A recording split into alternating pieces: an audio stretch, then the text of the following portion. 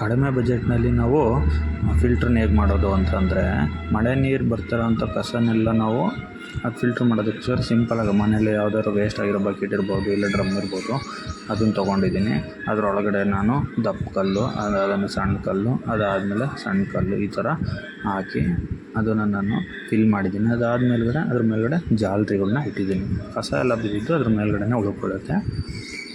Next filter ಆಗಿದ್ದ ನೀರು ಸೀದಾ ನನಗೆ ಸಂಪಿಗೆ ಬೇಕಂದರೆ ಸಂಪಿಗೆ, ಬೇಡ ಅಂತಂದರೆ ಬೋರಿಗೆ ಬಿಡ್ಬೋದು ನಾವು. ರೀಚಾರ್ಜ್ ನೋಡಿ ನಾನು ಮೊದಲು ಮಾಡಿದಾಗ ನಾನು ಈ ಥರ ಮಳೆ ನೀರು ಬಂದಿದ್ದು ಅದರಲ್ಲಿ ಫಿಲ್ಟ್ರ್ ಆಗಿ ನೆಕ್ಸ್ಟು ಬೋರಿಗೆ ಹೋಗ್ತಾ ಇತ್ತು.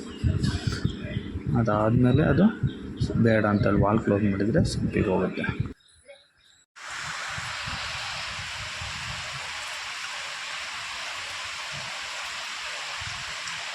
ಬೇಕು ಅಂದರೆ ನಾವು ಈ ನೀರನ್ನು ನಾವು ಸಂಪಿಗೆ ಬೇಕಾದ್ರೆ ಬಳಸ್ಕೋಬೋದು. ಮತ್ತು ಬೇಡ ಅಂತಂದರೆ ಅದನ್ನು ವಾಲ್ ಕ್ಲೋಸ್ ಮಾಡಿದರೆ ತುಂಬಿದ ಮೇಲೆ ಈ ಬಕೆಟಿಗೆ ಹೋಗುತ್ತೆ. ಬಕೆಟಿಂದ ಮತ್ತೆ ಡೈರೆಕ್ಟು ಬೋರಿಗೆ ಹೋಗುತ್ತೆ. ಮತ್ತೆ ಬೇಕು ಅಂತಂದರೆ ಆ ಬಕೆಟಿಂದಲೂ ಹೋಗ್ತಿರೋ ನೀರನ್ನ ಮತ್ತೆ ಇನ್ನೂ ಫಿಲ್ಟ್ರ್ ಹಾಕಿರೋ ನೀರು ಬೇಕಂದರೆ ನಾವು ಮತ್ತೆ ಸಂಪಿಗೆ ಡೈರೆಕ್ಟ್ ಬಿಡ್ಕೋಬೋದು. ಇಲ್ಲ ಜಾಸ್ತಿ ಬೇಕಾದರೆ ಡೈರೆಕ್ಟು ನಾವು ಒಂದು ಸಲ ಫಿಲ್ಟ್ರ್ ಆಗಿದ್ದ ನೀರನ್ನ ಸಂಪಿಗೆ ಬಿಡ್ಕೋಬೋದು.